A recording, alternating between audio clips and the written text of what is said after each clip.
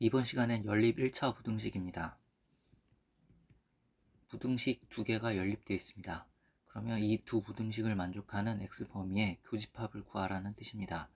첫 번째 부등식에서 x가 만족하는 범위는 x가 3보다 크다이고, 두 번째 부등식에서 x가 만족하는 범위는 x가 6 이하이다 입니다. 이 두 x의 범위의 교집합을 구하는 것입니다. 보통 수직선에 표현하는데, 수직선에 x가 3보다 큰 범위, x가 6 이하인 범위, 교집합은 x가 3보다 크고 6 이하인 범위가 되겠습니다.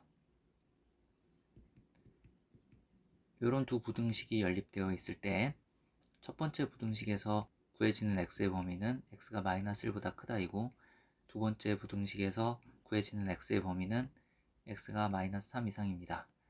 이때 수직선의 범위를 표현하면 마이너스 1보다 큰 범위, 마이너스 3 이상인 범위, 두 범위의 교집합은 마이너스 1보다 큰 범위가 되겠습니다. 그래서 아래 연립부등식의 해는 마이너스 1보다 큰 x들이 되겠습니다.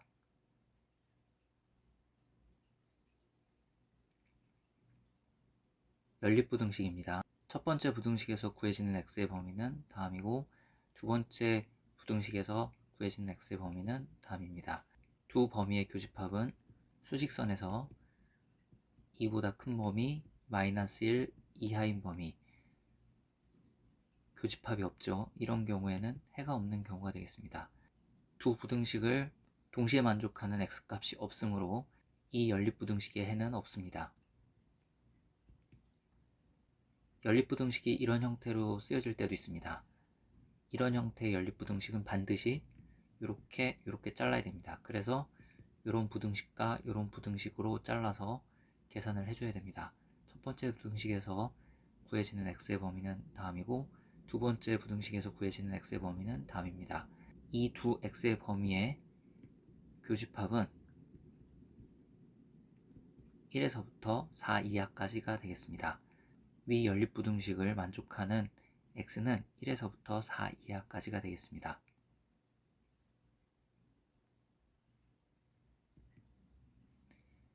이런 연립부등식은 위처럼 잘라야 된다고 했죠. 다른 방법으로 계산할 수도 있습니다. 똑같이 마이너스 4를 빼줍니다. 그리고 똑같이 2로 나눠주면 위 연립부등식을 만족하는 x의 범위를 찾을 수도 있습니다. 이런 방법으로 부등식을 풀기도 합니다.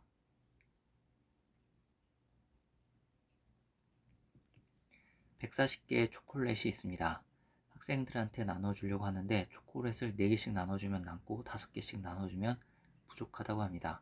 학생 수는 몇 명 이상 몇 명 이하인지 구하는 문제인데, 학생 수를 x라고 하면 초콜릿 4개씩 나눠주면 4x개만큼 쓰는 것이고, 이러면 초콜릿이 남는다고 했으므로 이 값은 140보다 작습니다. 또 5개씩 나눠주면 5x개를 나눠준 것이고, 이렇게 되면 초콜릿이 부족하므로 이것은 140보다 큰 값이 되겠습니다. 첫 번째에서 x의 범위는 이렇게 나오고, 두 번째에서 x의 범위는 28보다 크다 이렇게 나오므로 두 부등식을 만족하는 x의 범위는 28 초과 35 미만이 되겠습니다. 따라서 이번에 학생 수는 29명 이상 34명 이하가 됩니다. 슈퍼에서 3,000원짜리 사과와 1,000원짜리 바나나를 합하여 15개를 사려고 합니다. 바나나를 사과보다 많이 사고 총액은 28,000원 이상이 되도록 사려면 사과는 몇 개 사야 하는지 구하는 문제입니다. 사과를 몇 개 사야 하는지 구하라고 했으므로 사과의 개수를 x라고 합시다. 그러면 바나나의 개수는 15-x개가 되고, 바나나를 사과보다 많이 사야 된다고 했으므로 이런 부등식이 성립해야 됩니다. 또 사과는 3,000원이고 바나나는 1,000원입니다. 총액은 28,000원 이상이 돼야 됩니다. 첫 번째 부등식에서 x의 범위는 이렇게 나오고, 두 번째 부등식에서 x의 범위는 이렇게 나옵니다. 따라서 위 두 부등식을 만족하는 x는 2분의 13 이상 2분의 15 미만이 되겠습니다. 여기서 x는 자연수이므로 x의 값은 7이 됩니다. 따라서 사과는 7개 사야 된다는 것을 알 수 있습니다.